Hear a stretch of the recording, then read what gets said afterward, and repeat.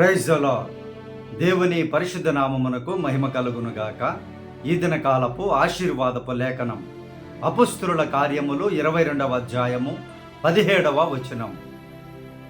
అంతట నేను యెరూషలేమునకు తిరిగి వచ్చి దేవాలయములో ప్రార్థన చేయుచూ ఉండగా పరవశుడనై ప్రభువును చూచి తిని.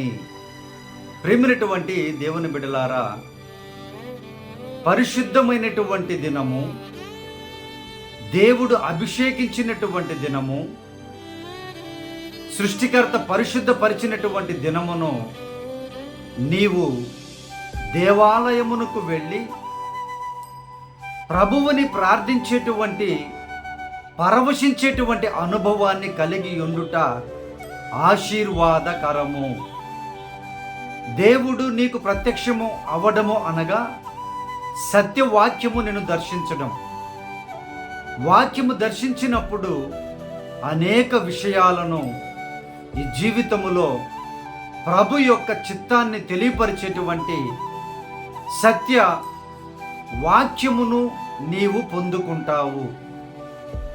నీ హృదయపూర్వకముగా ప్రార్థన చేసినట్లయితే పరవశిస్తావు. ప్రియ దేవుని బిడ్డ, ఈ లోకములో ఎంత డబ్బు ఇచ్చినా, ఎన్ని అధికారాలున్నా, ఏమి ఉన్నా కూడా నీ హృదయము ప్రభువులో పరవశించినప్పుడు నీకు కలిగే శక్తి కానీ, నీకు వచ్చే స్వస్థత కానీ మరి దేని ద్వారా కూడా నీవు పొందుకోలేవు.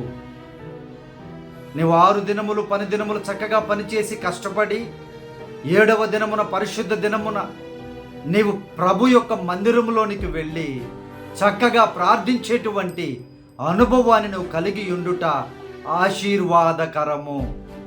దేవుడు వాక్య రూపములో నిన్ను దర్శించేటువంటి మంచి సమయాన్ని, మంచి దినమును ప్రియ దేవుని బిడ్డ నీవు కోల్పోకు. దేవుడు నీతో మాట్లాడాలని, నీ హృదయాన్ని పరవశింప చేయాలని, అనేక మంచి మాటలతో దేవుని యొక్క వాక్కుతో నిన్ను కడిగి పరిశుద్ధపరచాలని ఆయన ఎదురు చూస్తూ ఉన్నారు. దేవుని యొక్క బిడ్డలు ప్రభు యొక్క మందిరంలోనికి వెళ్ళి ప్రార్థన చేసి, ఎందుకు అనగా ఆయన యొక్క మందిరము సకల జనులకు ప్రార్థనా మందిరం అనబడి అని వ్రాయబడి ఉంది. ప్రియ దేవుని బిడ్డలారా, సో ఎవరైనా కానీ నీకు ఏ శ్రమ అయినా, ఏ పరిస్థితి అయినా, ఏ అంధకారమైన, ఏ భయంకరమైనటువంటి పరిస్థితులు నీ జీవితంలో ఉన్నా ప్రభు మందిరానికి వెళ్ళి ప్రార్థన చెయ్యి. దేవుడు నీ హృదయాన్ని పరవశింపజేస్తారు, నీ జీవితాన్ని పరవశింపజేస్తారు, నీ ఆలోచనలను పరవశింపజేసి ఆయన నీతో మాట్లాడి ఆశీర్వదిస్తాను అని వాగ్దానము చేస్తున్నారు. ప్రియ దేవుని బిడ్డలారా, ఒకవేళ వెళ్ళలేనటువంటి, మంచము మీద పడేటువంటి పరిస్థితుల్లో ఒకవేళ ఉంటే దేవుడు ఎక్స్క్యూజ్ చేయొచ్చు. కానీ నువ్వు తిరుగుతూ దేవుని యొక్క పనిని ఆటంకపరుస్తూ నువ్వు లోకానుసారముగా బ్రతికినట్లయితే నీ హృదయము ఈ లోకములోనే పరవశిస్తుంది, కానీ పరలోకపు దీవెనలతో, పరలోకపు వాక్యముతో, పరలోకపు జ్ఞానముతో నీ హృదయము పరవశించలేదు. కాబట్టి ప్రియ దేవుని బిడ్డ, ఈ అవకాశాన్ని కోల్పోకుండా తప్పకుండా సత్యవాక్యమును ఉన్నది ఉన్నట్లుగా బోధించేటువంటి చిన్నదైన పెద్దదైన అటువంటి బోధకుల సంఘముల యొద్దకు నీవు వెళ్ళినట్లయితే నీ హృదయము పరవశిస్తుంది, నీ జీవితము పరవశిస్తుంది.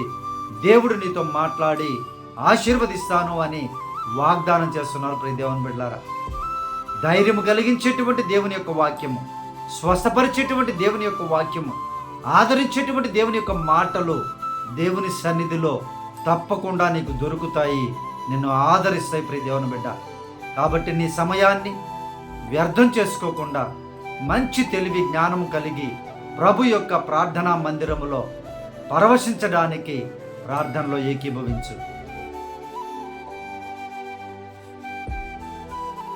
పరిశుద్ధుడా మా ప్రియ పరలోకపు తండ్రి, ఈ వాగ్దానము చూసినటువంటి బిడ్డలను ఆయన అయ్యా, ఇదిగో తండ్రి ప్రభువా, ఈ పరిశుద్ధ దినమును చక్కగా మీ మందిరములో గడపడానికి కృపను చూపమని ప్రార్థన చేయించు ఉన్నాం. ప్రభువా, ఏ సైతాను శక్తులకు లొంగిపోకుండా, డబ్బుకు లొంగిపోకుండా, వేరే నాన్న ప్రభు వ్యసనాలకు లొంగిపోకుండా అయ్యా ప్రభా, మీరే సహాయము చేసి మీ బిడ్డలు మీ మందిరములో పరవశింపచేయుదురుగాక. మీరే సహాయము చేయండి అయ్యా.